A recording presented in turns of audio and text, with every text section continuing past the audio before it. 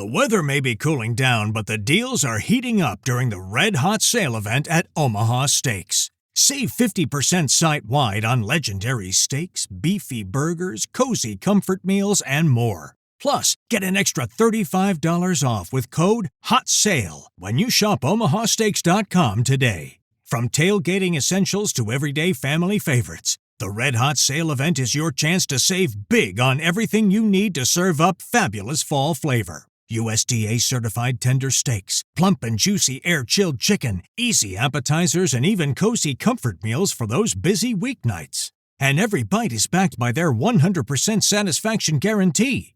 Don't wait. Blaze a trail to omahasteaks.com to save 50% site-wide on steaks and more during the Red Hot Sale event. Plus, get an extra $35 off with code HOTSALE at checkout. That's omahasteaks.com, code HOTSALE. Minimum purchase may apply. See site for details. Finding great candidates to hire can be like, well, trying to find a needle in a haystack. Sure, you can post your job to some job board, but then all you can do is hope the right person comes along. Which is why you should try ZipRecruiter for free at ziprecruiter.com/zip.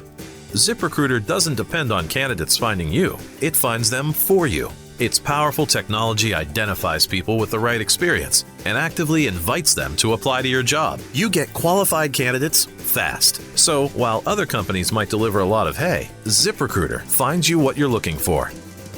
The needle in the haystack. See why 4 out of 5 employers who post a job on ZipRecruiter get a quality candidate within the first day.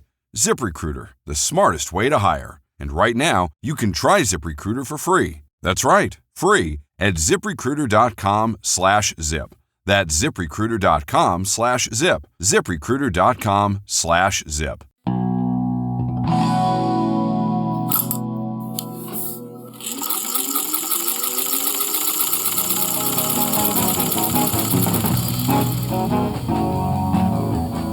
Welcome back to Used to Sew, a podcast about sewing machines, sewing history, and sewing culture in the past and present.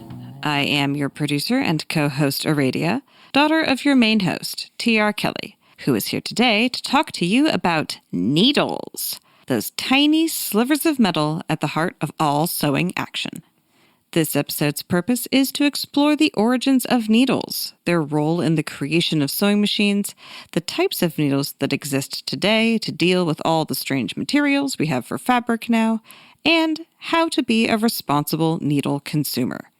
Needles are one of the cornerstones of civilization, an invention from 50,000 years ago that may be the reason we are a global species, starting with bird bones and moving into the dozens of types we have today. Needles are one of the smallest parts of the sewing machine, but they are also the entire reason that sewing machines exist. Needles are also where pilot error generally happens with sewing projects. A mismatch between thread, fabric, and needle is the vast majority of the problems sewists run into. We talk about how needle technology was driven to improve, and how better needles meant that better thread had to be invented, and so on. We discuss how different fabrics intersect with different kinds of needles, how to pick the right needle for your project, and how to respect the natural lifespan of a needle. They are not meant to last forever, but it is easy to pretend they can. So listen on to learn how to reality check yourself. Hey folks, welcome back to Used to Sew. I've recently just, not doom scrolling, but farting around, I guess would be a better term, online, because I don't doom scroll, I cat scroll. It's this TikTok thing. Can't go to work today, I've got a cat on my lap. Yes. Well, then you're fired. Well, that's okay, I've got a cat on my lap. These are the rules. I've got a cat on my lap right now. And so if you hear purring or something, she's trying to get on microphone. I can't boot her out. I've only had her 2 weeks. I'm still terribly infatuated. But let me tell you one thing about having a cat and being a sewing person. Okay? Thread. Do not leave thread where kitties can get to it, especially if there's a needle on the thread. Like you've threaded up a needle and poked it into a lampshade or the side of the armchair or someplace, so you're going to get back to it to sew up that thing. Your kitty's going to find that, and her little tongue spikes point backwards, and once that thread starts going down, it's not coming back up. We talked earlier a few episodes ago about, do you allow your pets in your sewing room? Well, there's some dangerous things in there. So they, like little children, should not be around sharps and hots without supervision. That being said, my cat is sleeping on my foot. No needles are available. We're going to talk about needles today. Needles. Even the word is pointy. Needles. I don't know what it is in other languages right now. I should know my Spanish and French, but I don't. But a needle. I mean, think about it. You got to fasten. Okay, you don't even have fabric yet. You've got leather. You've got skins of animals. You want to fasten them together to make some sort of a shirt or a cloak or something. What are you going to do? You're going to poke holes in that and tie it together with some cordage, some vine or some sinew from the animal.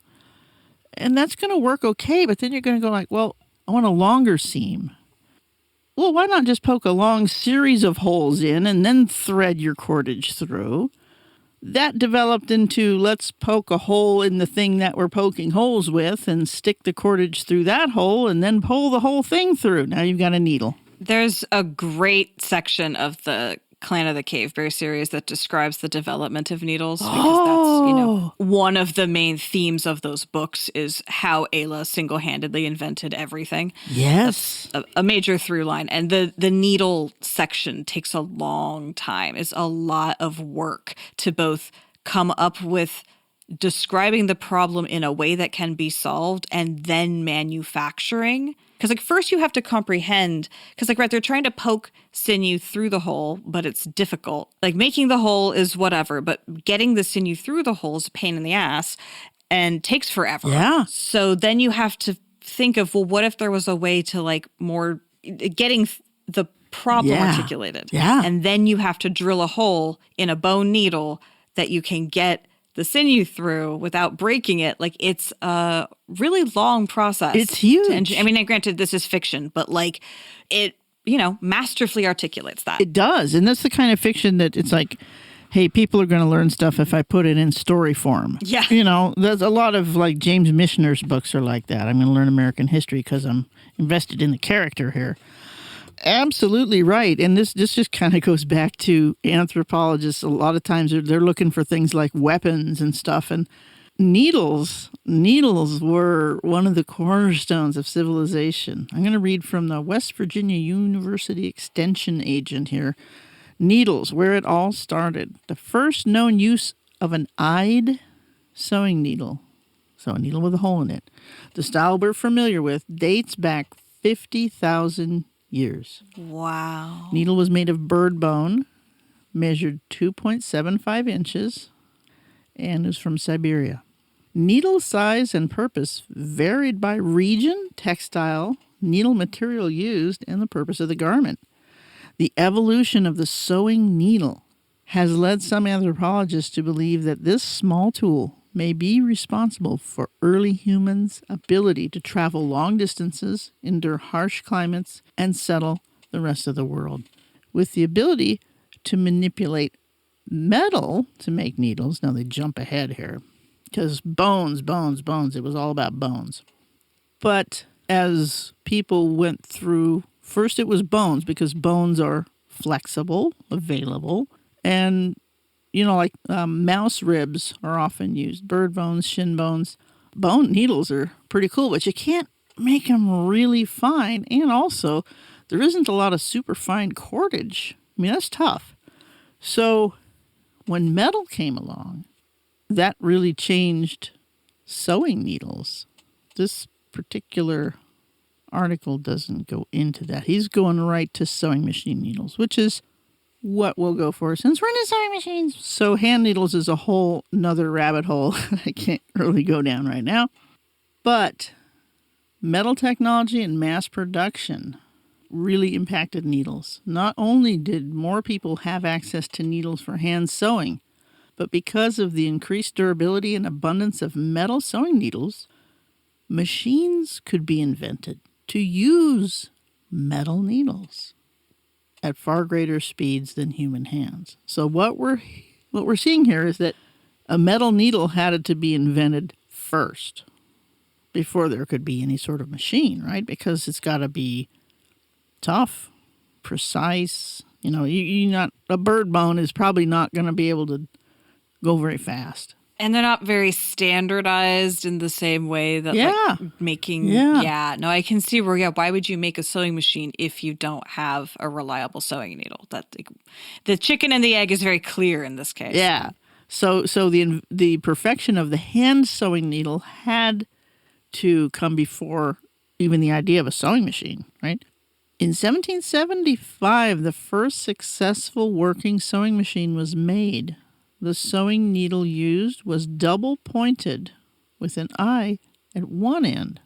Okay, this is one of the experimental machines. This is not Singer or Howe or any of those guys. Right, like double-ended needle. That doesn't sound like a thing that became mass-produced. No, they were trying to mimic hand sewing with passing it through. In the next 75 years, after 1775, a variety of needle types were experimented with. So barbed needles, hooked needles, curved needles. And finally, around 1800, an inventor developed the sewing needle we see today with a single point and an eye close to the point. Not at the other end. Right, the big difference between hand needles and sewing machine needles. When I was a little kid farting around, you know, my parents' sewing stuff, I'd see the big tomato with all the things, sharp things stuck into it. And I'm just looking for a hand needle so I can sew up my stuffed animal. Yeah, I'm 7 and I'm hand sewing. I was. But I'd pull out, that's a sewing machine needle because I would look at where the point and the eye are next to each other. Right. So that's not for hand sewing. So even then I could see this is different. But think of that. Somebody had to think of putting the eye at the same end of the point to do a machine thing. And he goes off and talks about bobbins and shuttles and all that hoo-ha.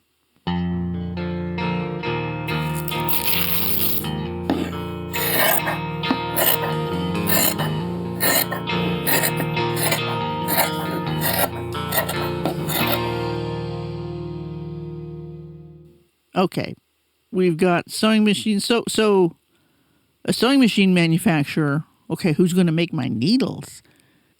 In a video about Kilbowie, the Singer factory at Kilbowie, Scotland, there's a whole section about how Singer made their own needles. And there's like 150 separate steps to making a sewing machine needle.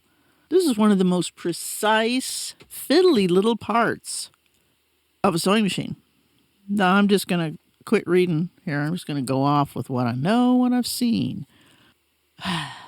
Most sewists' problems with their sewing machine are actually problems with their needle or their thread or how those two things are interacting with the fabric. I'm telling you. Pilot error. Let's just stay with the needle. The needle is the most important part of your sewing machine. It was the part that was there before the rest.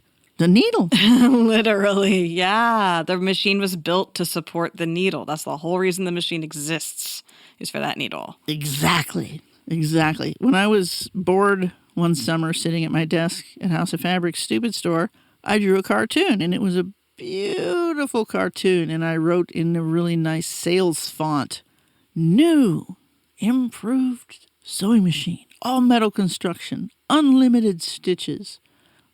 Speeds for every operator." And it was a picture of a hand needle. Lifetime warranty. It was funny. That's good. No, that's like the ads for Kindles that never run out of battery, and it's a picture of a book. Same deal. So I had like 5 bogus selling points that were all true, but it was like, okay, the needle is the key. Yeah. Oh, that's so good. I love satire. The machine was built to make the needle go faster. That's all it is. Right.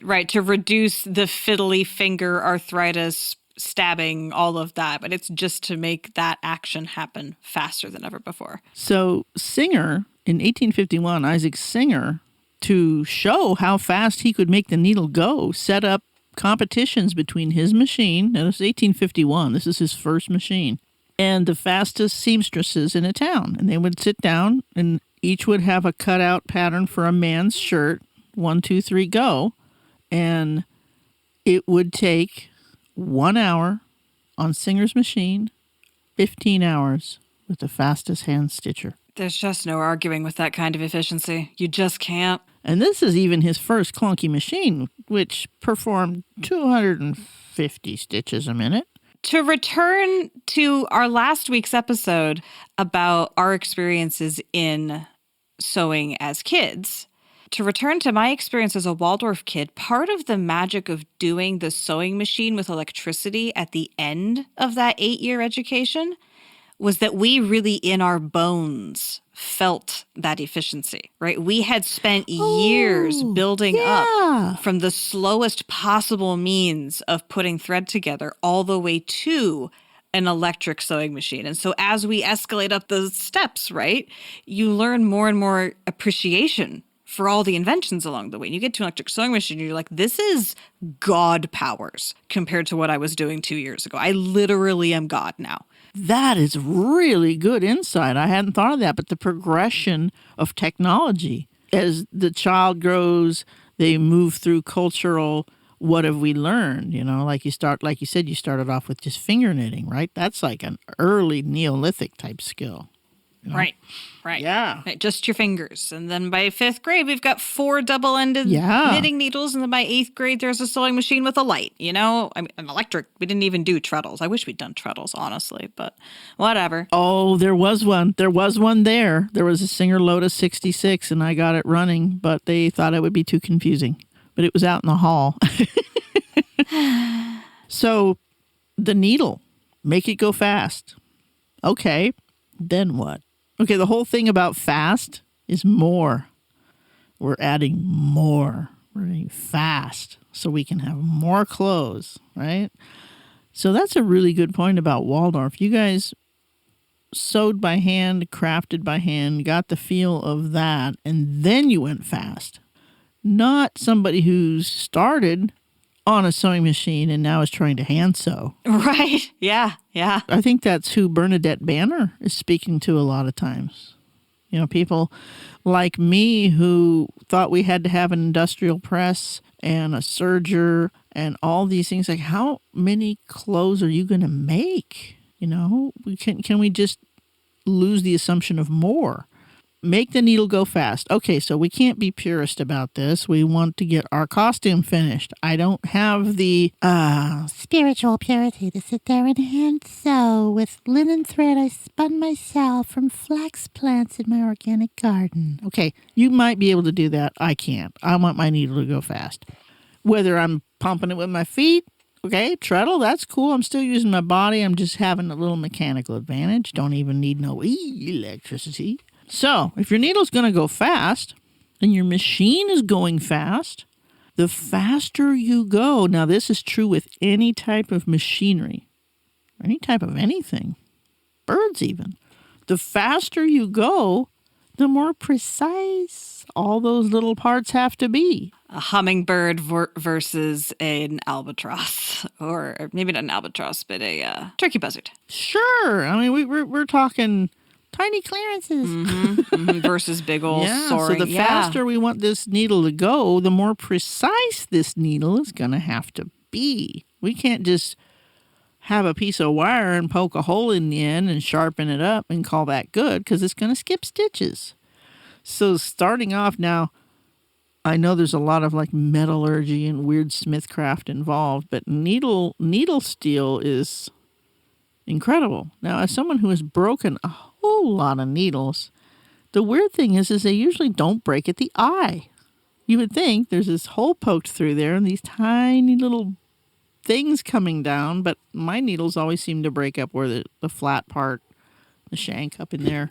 Yeah, same. I've broken 1 or 2 needles, and I've come across a handful of other people's broken needles in machines that I've, worked for Mike or whatever. And yeah, they're always broken, and mine have always broken about halfway. Just like right in the middle of the needle, nowhere near either end, just in the middle. Yeah, so like, wow. So the physics of how a needle is driven through the fabric on a microscopic level is a big deal. Okay, why do people break needles? Usually they're using the wrong size or type of needle type. What do you mean type? What's the point? What's the shape of the point? What is it? What is this needle designed to do? Well, first off, it just had to get the thread through the fabric around the bobbin and make a stitch. I mean, that's okay, we did it. Will it do it over and over and over again? So a lot of people could get their prototype machines to make a stitch or two, but not so. Singer was the first guy who made a machine that really, I mean, a lot of guys made ones that sort of sewed, but he was the guy that put all the bits together and made one that's like, yeah, man, foot down, let's go. Zzz. But as machines got better and could go faster, needles had to be made. I don't even know how they did it, but they did it. And also thread. Thread had to be made better. And I think early on I feel like you mentioned this in an earlier episode. Yeah, that like needle and thread technology kind of egged each other on and forced each other to be better. Because the machines were getting better. The machines are like outpacing their original, like, we want to make needle go fast. Okay, well now needle's going fast. Now what? Well, also, with weaving technology, new kinds of fabrics are happening. The explosion of needle types didn't really start happening until synthetic fabrics and a lot of other wild, like, we're asking the needle to do something that this original needle isn't designed to do. So, like, knits versus wovens is kind of the most fundamental difference, because woven is weaving and knit is knit. Again, as a Waldorf kid, I really didn't mess around with weaving much, but I spent many years knitting. I'm very familiar with how different that is from weaving. Yeah. The fundamental difference in how the fabric itself is constructed. Is it woven with a warp and a weft, or is it knitted? And if it's knitted and you break one of those threads, then all of a sudden your knit starts to run. It starts to unravel. So how to sew a knit fabric without breaking any of its threads? Now, on a woven fabric, it doesn't matter. You can poke through a thread. It's just there. But the way a knit is made, it starts to run and ravel and come apart and make nasty runs. So to design a needle that could do that, now we have what's called a ballpoint needle. It's not sharp. It's kind of rounded on the end like a knitting needle. We're talking on a microscopic level here. It'll still poke you real good in your finger. It's still sharp enough to poke you. It is sharp enough to poke you, but less sharp. I think if you don't have guitar player fingers, you could probably feel that it's rounder. If you look at it under a microscope, I mean, I'm looking at a picture of super blown up ones here, so I can explain this. But what a ballpoint does is it goes between all the threads. It doesn't cut them. It just burrows through them. And if you're going to sew any kind of spandex or knits or any of that, you got to use that needle or you're going to wreck your fabric. You're just going to wreck your fabric. You're going to fill it full of holes and runs. So a ballpoint or a jersey needle. And, so that's like, acoustic or electric. Are you sewing wovens or knits? And I'm not saying polyester or wool, because a knit can be made of any fiber. That's a big misunderstanding. People, when you say knits, they assume polyester. No. A knit is a way of building the textile, right? There's woven polyesters, there's woven linen, anything. So the difference between a fiber and a fabric, that's what I'm trying to say. It's like the difference between a mineral and a rock, Yeah, exactly. These are terms that need to be understood in their proper context in order to navigate. So let me ask you then, is using a knit needle on a woven fabric as bad the other way, or will it just be less effective and more like a duller needle because it can't cut through? It's less effective because it bounces off. It won't. The way that a woven is made, especially a tight woven, like a sheeting or a broadcloth, you'll hear the pop, pop, pop sound, and you'll get a lot of skip stitches. Now, that can either be you're using a ballpoint needle or your needle's dull. But either way, it's not the right needle for that job. Take it out. Right. This is what I was talking about way earlier about most sewing problems that I would see in the store would be an incompatibility with needle, thread, and fabric. Those have to go together. Is it the right needle for the fabric. Okay, so is the fabric a knit? Is it a woven? Is it something? There's a lot of other kinds of fabric too. Is it jeans or denim? Are you doing top stitching? Is it a microfiber? Right, the weight of the fabric. Are you doing heavy stuff or lightweight stuff? I mean, the geometry, the sizes of the points, the sharpness, the angles, the size of the eyes are all different, right?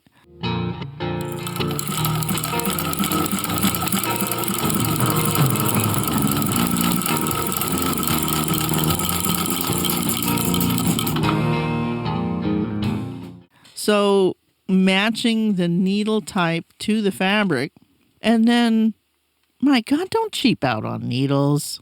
Just don't. I mean, it's so stupid. I saw so many people come and spend big bucks on a sewing machine and then go over to the bargain needle and thread bin. It's like you just bought a purebred dog and you're feeding it shit. Like, come on. right. Commit to the entire maintenance of this thing. And then come back and complain to me because it's not stitching right. It doesn't look like my grandma's featherweight. Well, your grandma, she was sewing cotton. She had one kind of needle. She understood that you did have to change them. Although, this is the funniest story. I had one cranky old lady come into my store with some old Singer straight stitch thing, probably a 1591. And she was it was a 404. It was one of those tan straight stitchers. And she brought it in. And this is not sewing right. It's just not sewing right. It's just sewing right. So I ran a piece of fabric through. It was a pop, pop, pop, pop, pop, pop, pop, pop. I was like, damn. And I pull out the needle and look at it. She had worn it all the way down to the eye. Now, It was a big needle. It was like a size 16, big needle. Oh, wow. And I said, what do you sew? Well, I just mostly man his jeans and overalls. She was doing the free motion thing for the old man's over. So denim. She told me she hadn't changed that needle. She couldn't remember when. She just didn't have an idea that they ever broke. She thought they were supposed to just be good. Oh, my God. What, like they're self-sharpening? What? It was the weirdest thing I ever. Wow. I said, you need a new needle. Well, what's that going to cost? I said, $25.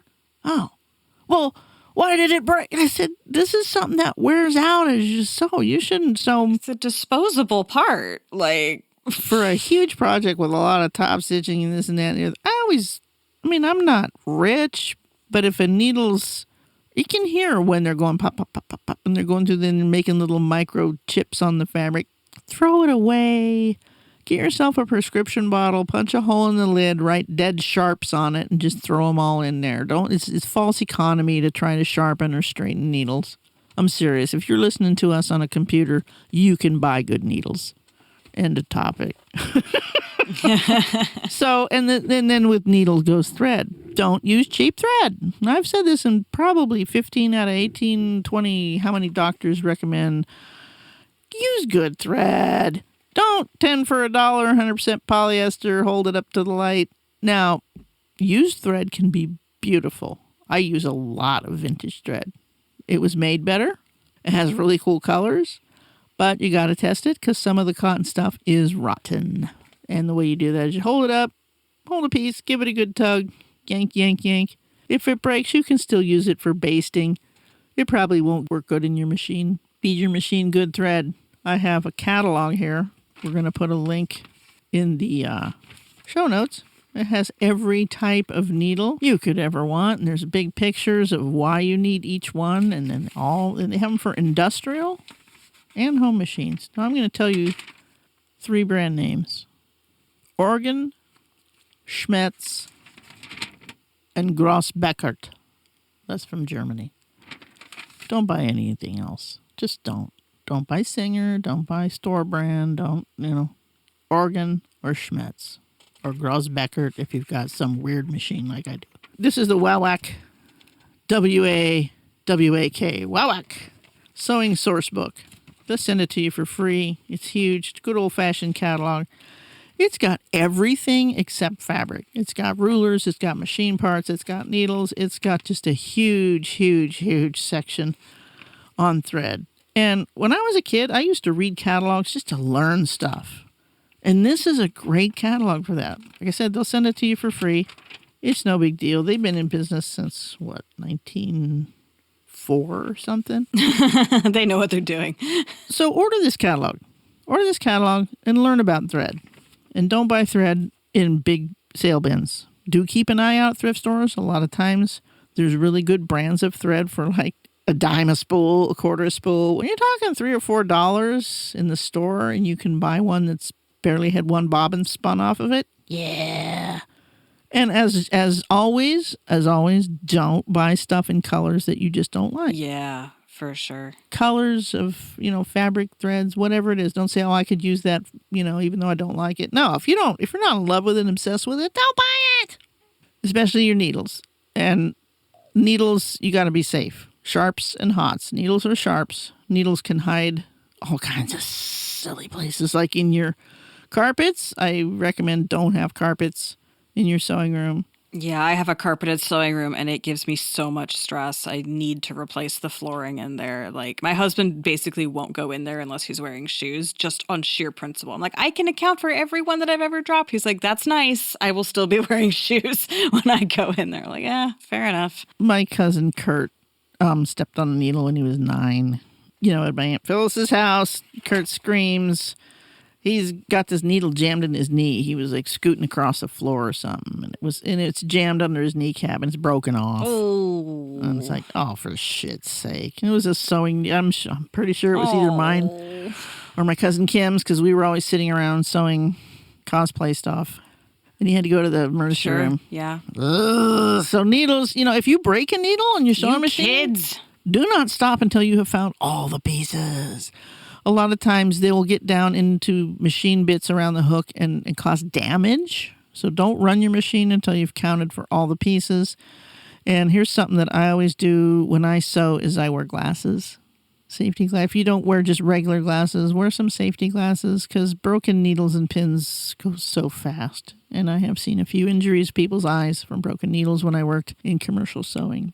So, it's like seatbelts. I'm not making any rules. I'm just showing you all the features that are available. You choose to use them or not. Magnets in the sewing room are a good place. Run them over your floor.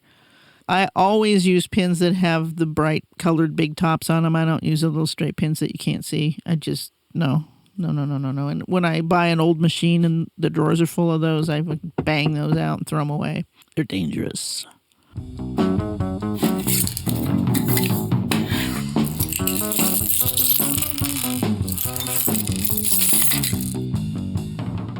So let's talk about sewing machine or needle lifespans. About how long does a sewing machine needle last? I know that's an open-ended question, but about how long is their lifespan? Well, now that directly related to the fabric itself, because fabric's abrasive, right? Aha.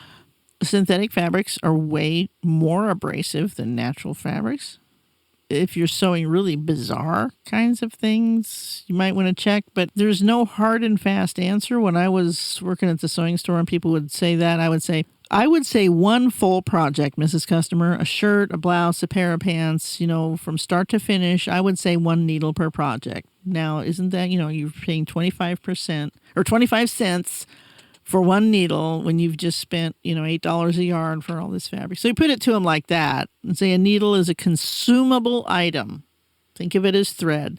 If you bought a brand new spool of thread, when that thread's done, throw out the needle too. It's another way to look at it. But I keep my older needles in a special pin cushion. So I know they're used, but they're still usable. But if I'm starting off with some new fabric, new pattern, I'm really excited, I'm going to use a brand new needle. If I'm just mending some stuff, I'll pick one of my usable old ones. But anything that actually is snagged, bent, no, get rid of it. Get rid of it. So then, relatedly, how can you evaluate when one of your, mending needles that's been off and on projects for a while, how can you evaluate when it is time to go on? Look closely at the hole that it's making.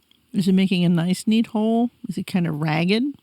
Look at the end of the needle. A lot of times you can actually see a little hook forming on the end of the needle where it's been poked through too many times. For me, it's a very distinctive sound that a dull needle makes as it goes through fabric. You hear it. It's a popping.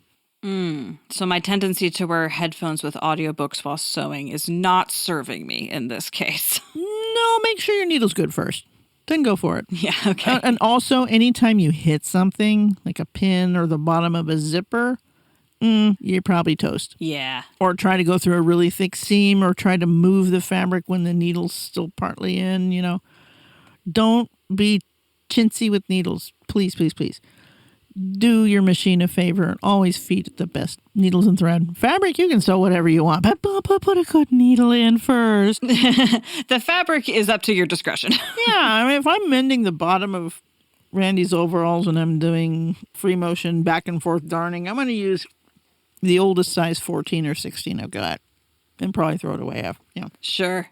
But if I'm sewing this brand new pillow ticking that I just got, very densely woven, I'm going to use a Microtex needle, which is the sharpest of the sharp. We're talking mosquito proboscis here. Also, sizes of needles. You only go down to 6. 6. Oh, wow. Because I normally sew with like a 12 on average. So 6 would be itty bitty. 12 is average. 16 is like bottom weight jeans stuff. 9 is very fine blousing. 6, you're getting down into super fine silk doll clothes, and you have to buy lingerie thread. Threading these things is not easy.